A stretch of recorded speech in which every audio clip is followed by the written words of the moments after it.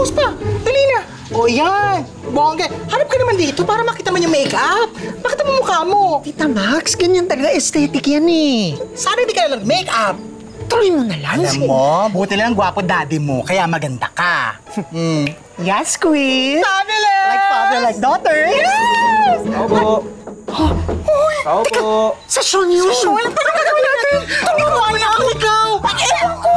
Paano? Ano ba yan? Kanina pa may kumakatok eh. Sino ba yan?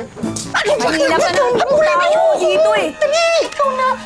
Oh, Ay, sino naman to? grabe siya. Nakalimutan agad ako. Hindi. Di ba siya yung nag-invite sa'yo sa prom? Di ba yung si Sean yung crush na Hi, Sean. Tuloy ka, maupo ka muna. Upo ka muna. Hindi. Dad ko to. Dad kita, di ba? Sean, dad ko pala. Oo nga pala. Ako nga pala yung daddy ni Rain. Mabuti na pabisita ka. Ah, Hindi na rin siya magtatagal. Alis ka na rin, di ba? Ano ka ba? Kararating lang na bisita eh. Huwag mo munang palisin. Ano ka ba naman, Dad? Anak, huwag kang bastos na bisita, ha?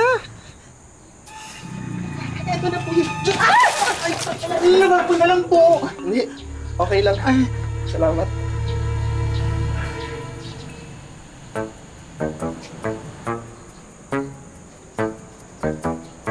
Hoy, ba? Huwag ka naman ganyan. Ba't ganyan ka dyan? Tandaan mo, ako, ikaw. OMG, I forgot. I'm sorry, Dad. Oh, siya, sige. Bilis-bilisan nyo na dyan mag-uusap pa. Tsaka, bit nyo na nga yung gamit dyan. Rain, ikaw ang pinunta ni Sean dito, di ba? Ikaw ang pinunta niya dito. Oo nga pala. Sige, po tayo. Buka. Sir Jayden, let's go inside na, sir. Kailangan nila ng privacy. It's okay, I'll stay here. Go! Now! Sir Jayden, let's go. Marami pa tayong lulutuin.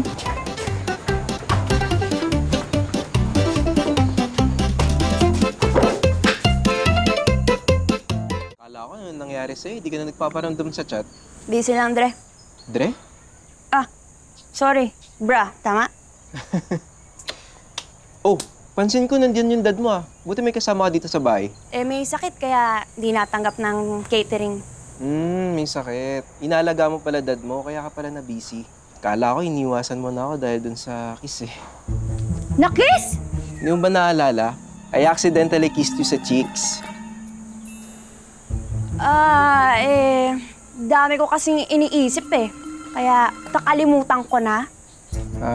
Okay. Pansin ko nga, parang ano ba nangyari sa'yo? Parang dahil mo nakakalimutan. Pansin ko din, mas naging close kayo ng dad mo. Sa bagay, yun naman yung gusto mong mangyari, di ba? Kasi nami-miss mo na yung father and daughter bonding niyo. Dad's girl kayo, di ba? Anong ibig mo sabihin? Nakalimutan mo na ba yung sinabi mo sa akin sa chat? Na nami-miss mo na yung dad mo kasi wala siyang time sa'yo? Ay, sorry. Nalungkot ka ba sa sinabi ko?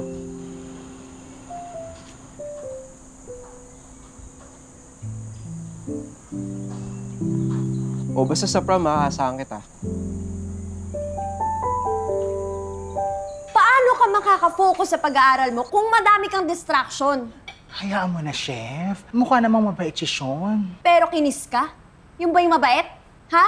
Eh, gano'n na pala yung mga lalaki ngayon eh. Yung mga matitinong lalaki, nangahalik na, hindi nagpapaalam. Galing! Ang bata-bata mo pa, puro na love life yung nasa isip mo. Chef, pinagdaanan mo rin naman yan. Tigil na nga to.